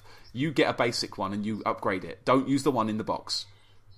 Well done, everyone. The more you know. I watched a couple of YouTube tutorials where they've used the one that's like, +2, +5, +8. Like, no, put that away. No. Yeah. You've done it wrong. So what it will say, you'll have perks that will be like remove all your 0 cards, or remove 4 +0 cards, or replace a -1 with a +1, or add 2 push cards where when you do damage it pushes someone away from you, or add 2 nature cards which when you do damage it'll add the nature energy to the board, so you can then consume that on a later turn to make a power better. There's just so many cool things you can do, and so many directions you can take your character. You can build it any way you want. Like, I could build my Crag Heart, I could build in melee, I could build in ranged. I'm currently going ranged because I'm having a lot of fun throwing rocks at people. It's been quite effective, it's quite fun. Laura's character is very much about blasting things as hard as she can in the face. And then trying not to die because she's made of squish and tracing paper. Yeah, and the cool thing is as well, if you beat the scenario, like whatever happens, if you win or lose the scenario, you keep your money, you keep the experience points you gain through the scenario, so you'll always keep leveling up, like you won't bottom out. If you beat the scenario, you get bonuses, you progress the story, you unlock new areas, you can go back to town and spend your money and upgrade yourself, and you can do events on the way to town where you'll be, you found some mysterious berries, do you want to eat them? Yes or no? And you think, right, well, we'll not eat those ones up, and you flip the card over and it says, right, you didn't eat the berries, well done. This card now goes back in the box forever, you don't need it. Whoa. Like, and the road event and the city event deck that you kind of play when you do road or city events, you shuffle them at the start of the game, and then you don't shuffle them again until the game tells you to. You shuffle it once, and it's shuffled, that's it, done. And you can add cards, so when your character retires, there might be a road event ad, and I've got a feeling it's going to happen. You can add road events in where you might meet that character again on the road later. But I can't even imagine how you begin to design Something like this. I have no idea how you do this. And this is his second game. Shall we ask him? Ask him. Yeah, ask him next Wednesday when he's on the show. Did he lock himself in a room with 1,700 playing cards and think, right, I've got a biro, let's work out a game. He's like that, right, I've got a biro and I've got coffee, I've got this. Yeah. Oh, don't get the coffee near that. Oh. Oh, you know what he'd do? He'd at least have it in a proper cup. A sippy cup. A sippy cup. Do you know what as well? Do you know what sucks? A couple of weeks ago, I went out for a cup of tea with my friend Ian and Laura to a local tea place I go to called All About Tea. Oh, yeah. They make their own local tea for Portsmouth. It's incredible. Such a good place. And they've got various different flavours of tea. So you can buy like Smoky Russian Caravan as a personal favourite. Or you can buy Peppermint or Autumn Mist, which is a very tasty one. Smoky Russian Caravan. Not kidding. It's beautiful. It's such a nice tea. It's the best tea. It's actually my favourite tea. It's like got a really nice smoky aftertaste and it's wonderful. It's amazing. I'll send you some in the post if you like. It's incredible. I will get you some and send you some. But anyway, and they had a travel mug, but it was made that one that you couldn't knock over. And we sat there on this table, and me and my friend Ian are punching this cup, and it won't fall over. But then you just grab it and you lift it, and it just comes straight up. It's got a weird suction thing. If I'd have had that, if I'd have bought the £25 suction cup, my board game would have been fine. You can't live on regret, because regret, it's the path to suffering. You can't. You have to move on. I don't like the taste of it. You have to accept. You have to accept it. I do. Yeah. Well, I've got my new pieces coming. I've kept the ones that got wetted to one side, so I'm just going to do a one for one. The ones that are still good, I'm going to keep as spares. Like I can always use spare damage tokens and stuff. I can always use spare archers if I need them in the future. But it's nice to know that they're coming. But yeah, the actual game. So impressive. Like we've managed to play. We've played 5 times or 5 scenarios. We've won. We kind of did lose, win, and then win. So because we lose, we just try the scenario again. We're kind of still getting our way. We were learning how to do it at the start. We were kind of burning through our cards a bit too quick. We didn't quite get a handle on the mechanics early. We're getting it now. We're a lot more effective as well. Like we can actually coordinate ourselves a bit. And now I've unlocked the. Now we're both level 2. My Cragheart can now do something called Explosive Punch, where he breaks an obstacle in the room and everything around it takes at least 4 damage. Which is like, I'm going to make this statue break and it's going to land on all of you. Ha! It sounds like... It's good flavour. It's good flavour text on them as well. Like you can just imply like, oh, he's going to throw a tornado of dirt at that man. Huh. It's so good. Like, again, like, how do you design a game like that? Where do you start? Where do you start with a board? Do you start with some cards? Do you start with just ideas on how the movement's going to work? How did you do it? Because it's incredible. And this scenario book that's got things you're not allowed to look at and sealed up envelopes I can't look at yet with this whole legacy stuff and a board that will change and a prosperity level of the town that increases as you play, and you have a reputation marker as well where you can become famous or infamous during the game. Like Fable. It's ridiculous. There's so many systems, but they all work. Have you seen Forge War? What's that one? I've heard of it. It's his first one.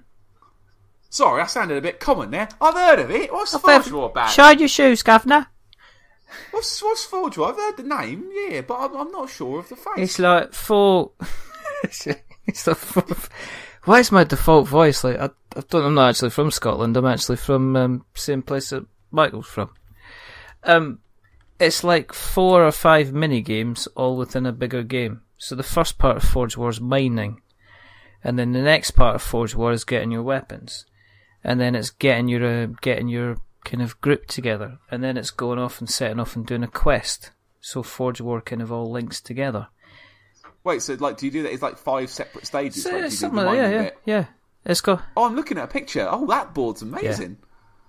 What? Yeah. Oh, that's weird and cool. Yeah. That's what. Oh, if we can just pause the podcast, I'm just going to look at these miniatures. Look at these. That's nice. That's some nice cardboard. Oh, I bet there's some good punch boards on that. Oh, there's amazing. Ooh. Tons of it, and there's tons and tons of tokens on it. The boxes. That was his first Kickstarter. And then he did Gloomhaven. It's like, what? This is what Isaac did first. Gloomhaven's what Isaac did next. It's all kind of really, really interesting. Sometimes I get upset when people get really, like, when just people are really competent and, like, people are good at stuff. Like, it sickens me. Why are you allowed to be so good at stuff? Stop being so brilliant. You're making us all look bad. You can. I don't know. We're going to ask him next week. We'll see what he says. I've designed one game in my life. It wasn't a board game. We were at the beach and we were playing frisbee, and we couldn't be bothered with the frisbee, so we picked up a rock and we called it Throw the Rock. We were 25. All right. If you made a board game, what would you make?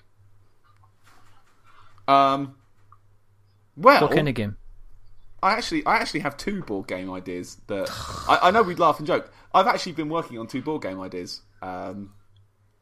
In just kind of like in the downtime when you're like it's 12:30 and you're still awake at night. You're like, I wonder if I could use that for that.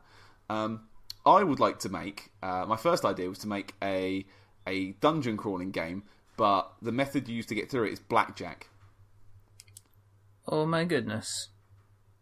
And I was going to call it like Blackjack Bandit or Double Down Dungeon, something like that. And I had an idea that you'd kind of have like a line of enemies, so you'd have like small ones, medium ones, and then an ace of each area. So you kind of draw like an ace, like kind of like the Bloodborne game in that respect, like small enemies and a boss at the end. And then you have like a hand of cards, and then as you kind of win trophies or items from like beating things, like it'll be like, oh, it's a big sword, so you can play that as a 3 if you wish to. So rather than drawing a card randomly, you'd play like a 3 card on top of it. You say, well, I've got 20 now, ha ha ha ha. And I kind of wanted to kind of infuse the enemies with like a gambling flavour. So there'd be like a card shark, which would just be like a shark. Or like a one-armed bandit, which would just be a bandit with one arm. Or like a big blind and a small blind, just 2 blind people. But one with a big hammer, one with a small. And I thought like there could be aces, so you'd have like the ace of clubs would be a giant ogre with a big club, and then the ace... maybe the ace of diamonds would be like a dragon with a hoard of wealth. I sat there with like a pen and just worked this out ages ago, and I can't quite make it work in my head. But guess so. No one steal this. If I see this on Kickstarter next week, I'm going to be really upset. You've seen a Kickstarter a couple of years. Ah, dang it. So yeah, that was my first idea. My second one was wrestling board game.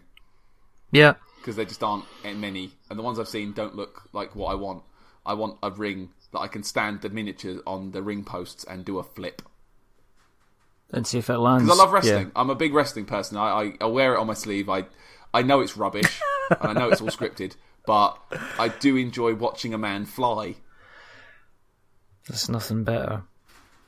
And again, I was thinking, would you use card movement or would you use action point based movement, like something like Forbidden Island, where you've got 3 action points? Well, I'm going to move one space and do a suplex.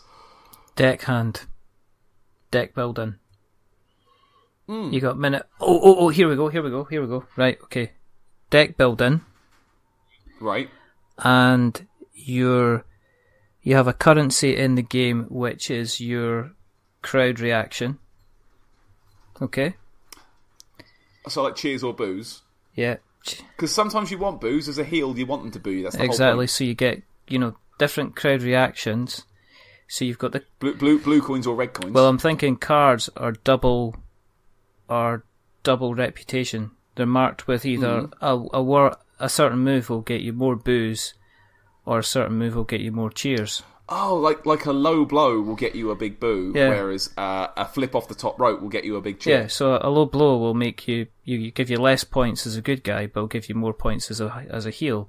Whereas a jump off the top rope will give you more points as a good guy, and less points as a heel. Interesting. And then what you do is, and this is the interesting thing is that there's bigger moves as your reputation kind of gains, and you get more cards. You can use the cards to attach to bigger cards, which are specialist moves that need more reputation in order to pull off. Well, that's how the matches work. You start small and you build up to the big stuff at the end. Yeah. Because that's what I'd like to make it be more like an actual match where it starts off small and it builds up. Like you don't want to just go in and do a people's elbow from word 1. Like that's not interesting. No. I like the idea of having a slight in terms of damage. You'd have maybe a track in front of you that was 1 to 12. Yeah. And then that was how much health you got. So just like damage, it goes down. And then that's the number you need to kind of roll less than to get out of a move. Yeah. So say someone pins you, you've got 3 attempts. So 1, 2, 3, 3 attempts to roll less than the number to get out of the pin. And the more damaged you are, the more chance the pin's got of working. Yeah, because the number of dice, the number that you need to get on the dice, is obviously becomes less and less. Exactly. That was kind of the core idea. I thought that could actually work, and then like submission moves would last longer if you couldn't. It was harder for you to get out of them, and you'd be more likely to get hit by a flying chair if you're a bit weak and couldn't move out of the way fast enough. And again, these are just like scraps of ideas I've been throwing together when I'm kind of sitting on the toilet and my phone battery's run out. But you need to give it a name though. You can't make it a thing unless you're giving it a name. I don't see. This is the thing. I wouldn't want to make it like too referencey, because nothing like annoys me more than when you see like someone's doing a wrestling project and this is the Mountain and he's doing the Crowd's Elbow. Like, stop it. Come up with your own guy. But don't just do Triple J. No, don't do Bork Laser.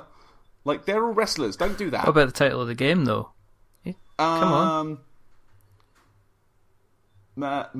Wrestle, grapple. Oh, for goodness sake, Grapple Guys. Super Stardust Slammers.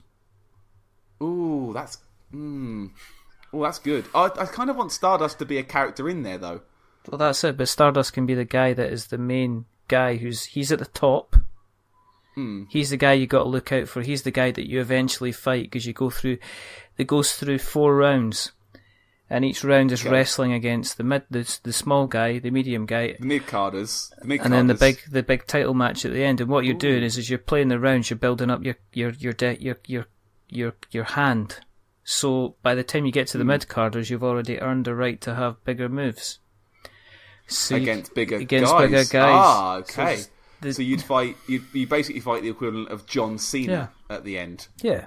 And he has a special ability where he turns invisible because you can't see him.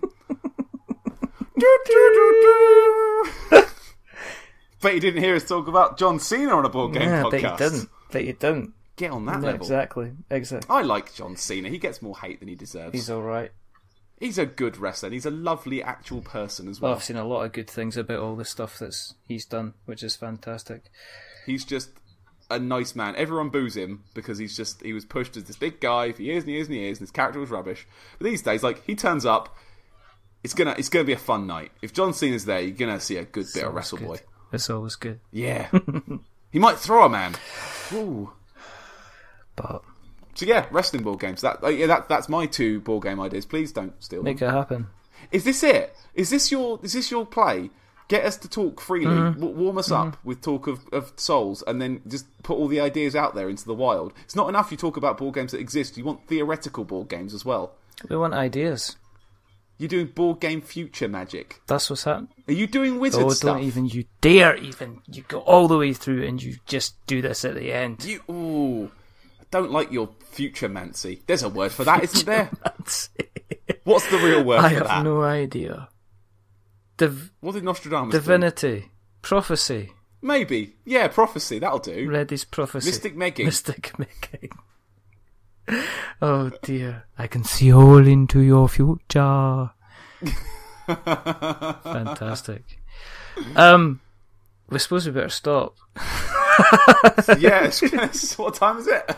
It's one of these things that say, we could just do a quick one tonight, Paddy? And you're like, we'll just do a quick one tonight. What accent are you using? Well, I'm going to use the Portsmouth one. What are you going to? I'm just going to go slightly Lilton Scottish. I'll put it back in the accent bank. Put it back in the accent thing. Yeah. Wow. Don't. Thank you for coming on. This was. Thank you for having me again. I know it's been ages. I know we keep trying to do it. We've probably tried to organise this maybe 4 times since I was last on. I know. Yeah, real life is the thing, real life, and much like Jurassic Park, life finds a way. Which is always good. Yeah, but it's been a pleasure being on again. I really like talking about cardboard, and I've been busting to talk about some of this stuff, particularly Gloomhaven, for a while. I say a while, that's a week, but it feels longer because it's really good. So, yeah, thanks for having me, man. I appreciate it. This was good fun. No, it's good. For people that haven't listened before, well, you're wondering, Paddy does a podcast. He does a podcast with a lovely guy called CJ. Paddy is a lovely guy. Genuinely, really, really nice person. Who's better? I don't like the amount of time you're taking to answer. It's definitely. I can edit it. Does my bum look big in this? Well, What I can do is I can say it's definitely you, and then I can also say, I'm sorry, man, it's CJ. I'm sorry, man, it's CJ. And then what I could do is I could decide which one to edit in. Okay. And you could even edit in later, like, neither, you both suck, and I'll go, yeah. Oh, thanks, really nice of you. You do a fantastic podcast called Twin Humanities, which is a lot of fun. There's two sides to it. There is is it 10-0 the Humanities, which seems to be... Well, okay, I'll do it. Yeah, it's got a bit confusing recently. So we do primarily, our main big show we do is, and the Twitter handle we do is called Twin Humanities. It's a Dark Souls show. Guess why I'm on here talking about the Dark Souls game? Because I'm that guy. So we do a show about Dark Souls. And unfortunately, at the minute, Dark Souls has kind of ran out. Yeah. So that one's kind of not dead. It's on hiatus. It's kind of sleeping for a while. We're kind of letting the Dark Souls train sit in the station for a bit because I don't think I can talk about it much more. It's been 4 years now. I can't really go much more than that. No. So we also do another show on the side, which has been a bit more active recently, called Oh, the Humanities, and this is more of an everything else show. We talk about other video games we've played. We did a particular show about the Dark Souls board game, which is back there somewhere. We talk about books we've read, and animes that we enjoy, and mangas that we like. And other forms of media that we have found that we just really enjoy. We like to talk about things that we like, not things that we don't like. So you only get happy show. We've also got coming up, I'm just going to say it, in probably about 5 weeks, we do our Game of the Year show, which is always a good laugh. And we always try and pick some things that you probably haven't even heard of as our Games of the Year. So good luck with that, with guessing what they're going to be, because you're not going to get them. You're not going to get them. Last year was at Sky... Because anyone can say, Overwatch... Was it Skyhawk Anniversary last time? CJ's one, was Skyforce Anniversary. Yes. Which I've been playing. Isn't it good? It's so good.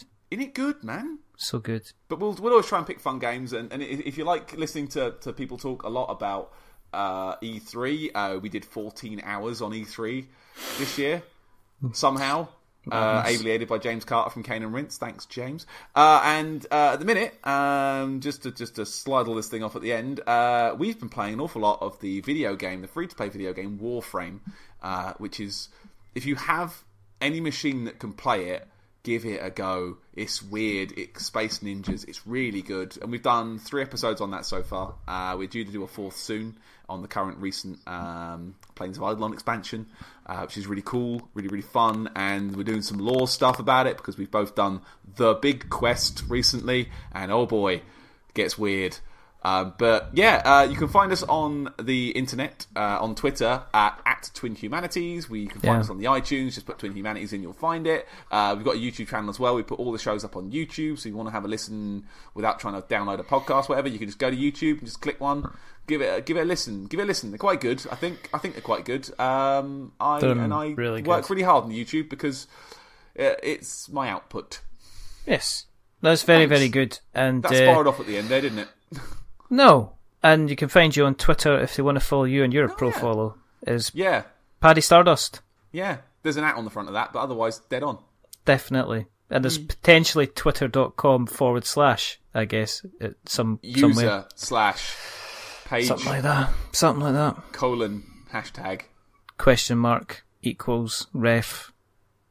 that. I don't know. Blocked. Something.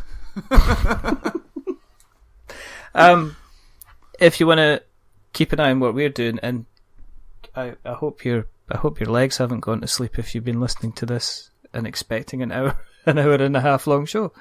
It's bonus content, and it's it's our podcast, and we shall talk for as long as we want to. But if you go onto Google and if you search for We're Not Wizards, you will find us on Twitter. You'll find us on Facebook. You'll find us on Facebook. I'd like you to join my linked book social network. You'll find us on Instabook, Facegram, and Snapper. Yeah, we're also on Bebo, MySpace. No one's on Bebo.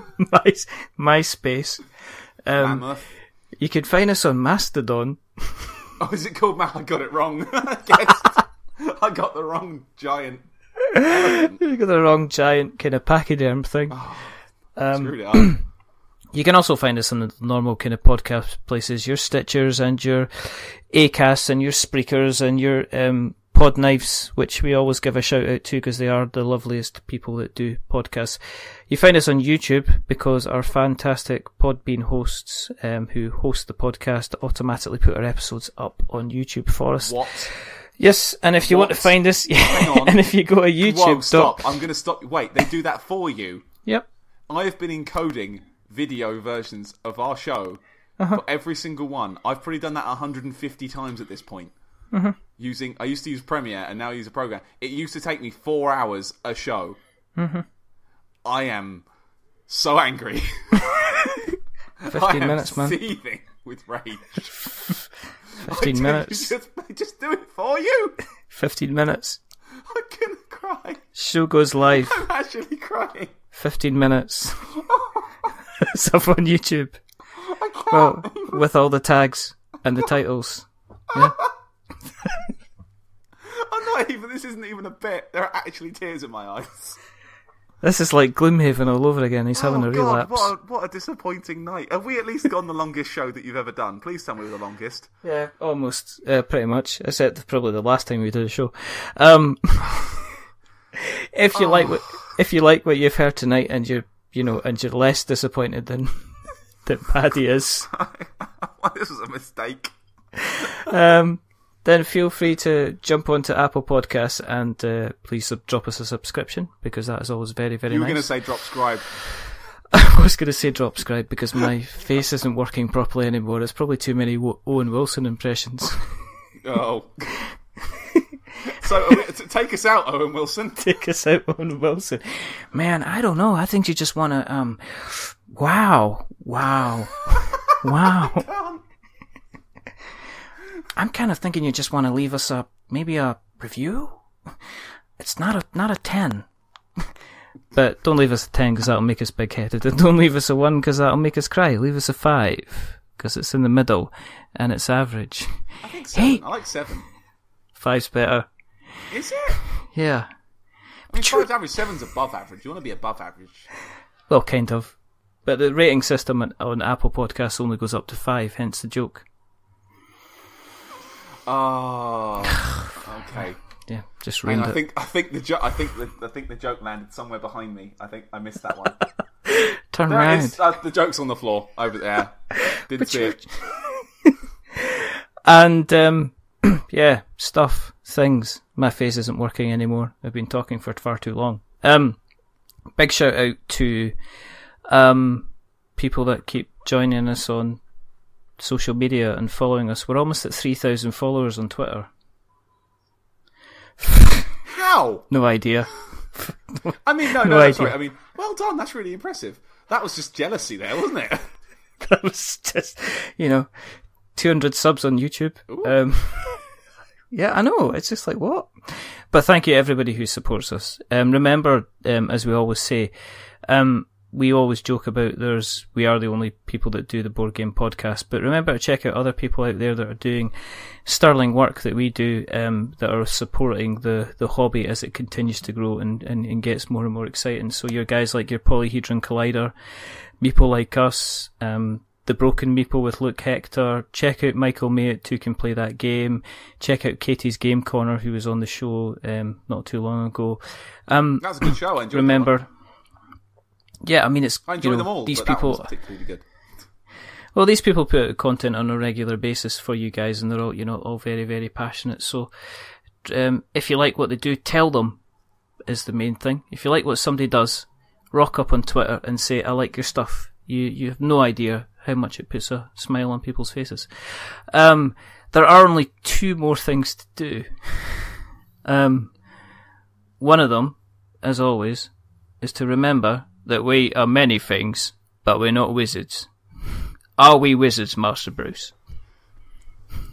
I don't think so, Alfred. I'm sorry, I panicked. I went to bail. I panicked. I wasn't ready. I cracked open the emergency bail. Need a lozenge. Oh my goodness. And the second thing is to say goodbye because it's all gone into chaos. So it's goodbye from the rather amazing, the rather wonderful Mr. Paddy Stardust. Say goodbye. Goodbye. I panicked again. I went to bail again. Goodbye, everyone. This is my human voice. This is your human. Wow. And it's a goodbye for me. Remember, stay safe. Roll sixes. Don't spill tea over your board games. That's probably a good ending. Do not spill tea over your board games, or at least watch out for big cups. But until the next time, goodbye. Goodbye. But you're Derek Zoolander. Okay, we're done.